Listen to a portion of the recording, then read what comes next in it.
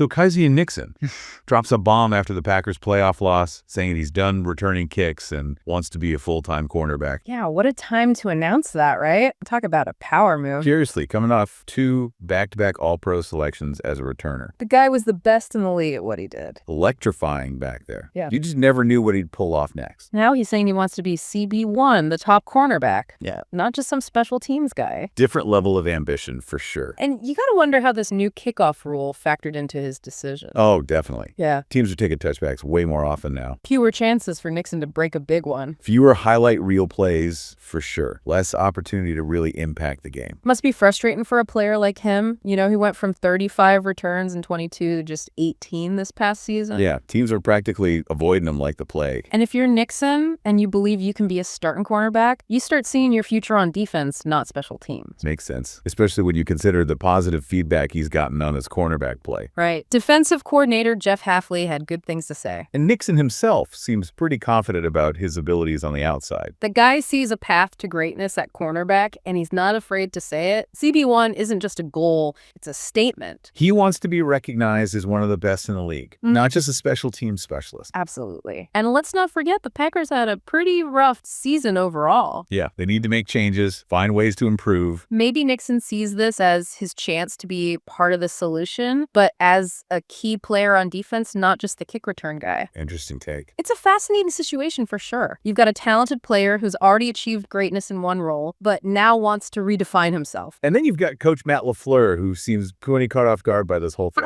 His reaction was something else. He said he wants to talk to Nixon directly and figure things out. He even mentioned having a smile while talking about him. Seems like there's a good relationship there, but this could definitely get messy. Oh, absolutely.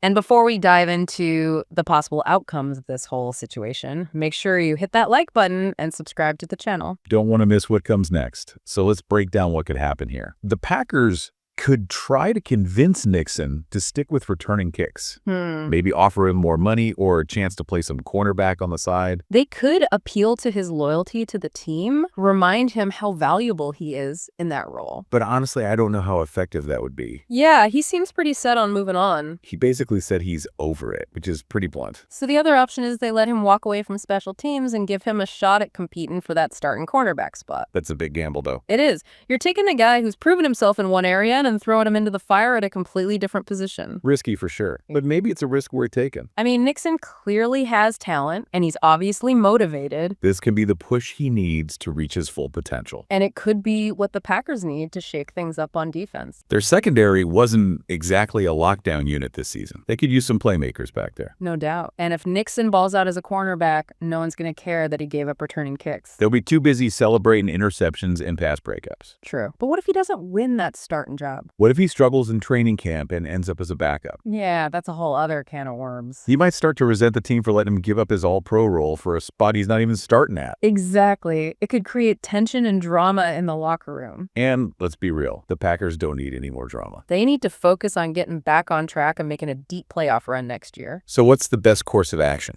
What should the Packers do? Tough question. There's no easy answer, but I think communication is key here. LaFleur needs to sit down with Nixon, hear him out, and figure out what's best for both the player and the team. Yeah, finding that balance is crucial. You want to keep your players happy, but you also have to prioritize what's best for the team as a whole. Sometimes that means making tough decisions, even if it means upsetting a star player. And sometimes it means taking a chance on a guy who's hungry to prove himself. This whole situation is fascinating. It really is. You've got a clash of ambitions, a change in landscape in the NFL with this new rule, and a ton of uncertainty hanging in the air. It's a classic off-season drama unfolding right in front of us. And we'll be here to break it all down for you every step of the way. But let's move on to part 2, where we'll look at some potential scenarios and what they could mean for both Nixon and the Packers. So let's game this out. What are some realistic scenarios here for Nixon and the Packers? Well, they could try and sweeten the deal a bit, offer him some more cash, maybe promise him some snaps at cornerback on top of his return duties. I think that'll fly with a guy who's basically said he's over it. I mean, come on.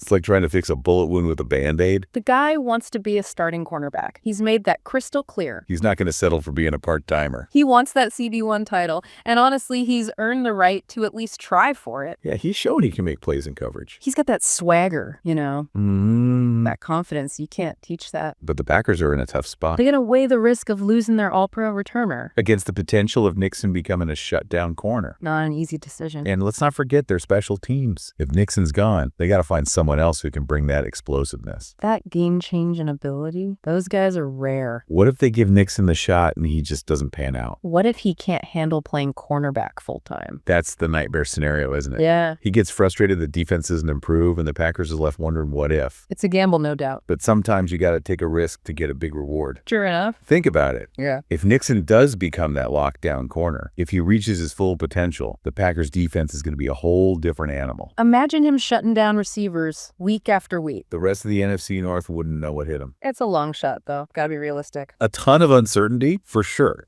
But that's what makes this whole thing so damn interesting. High stakes. Big consequences for both Nixon and the Packers. This is going to play out in the spotlight. Everyone's going to be watching. Pressure's on for both sides. Nixon has to prove he's more than just a special teams guy. And the Packers got to make the right call to keep the team moving in the right direction. It's like a chess match.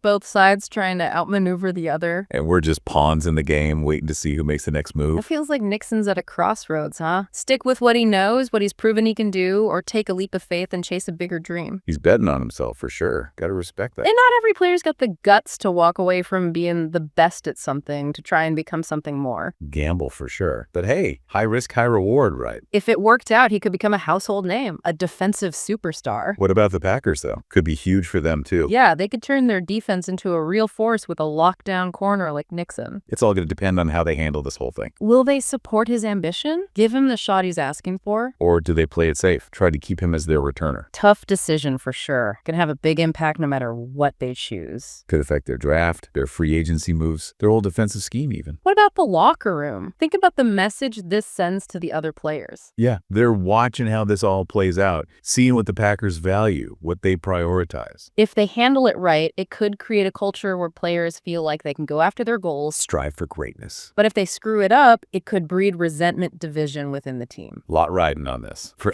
everyone involved. This is a story that's going to keep unfolding, keep us all glued to the headlines. Reminds me a bit of Michael Jordan retiring from basketball to play baseball. Oh, yeah. Everyone thought he was crazy back then. But he had that fire. Yeah. That desire to prove himself somewhere new. Didn't quite work out for him in baseball. Yeah. But he came back to basketball even stronger. Won 3 more championships. Maybe this is Nixon's version of that. Time away from what he knows could make him even better in the long run. No matter where he ends up, it's a story worth following. The guy's already reached the top in one role, and now he's risking it all to chase an even bigger dream. It's about ambition, pushing boundaries, believing in yourself even when no one else does. And it's far from over, folks. So make sure you stay tuned. We've got a lot more to break down in the coming weeks and months. And don't forget to hit that like button and subscribe to the channel so you don't miss a single update. This has been another great deep dive. We've dissected the news, analyzed the angles, explored all the possibilities. Now it's your turn to weigh in. What do you think the Packers should do? Let us know in the comments below.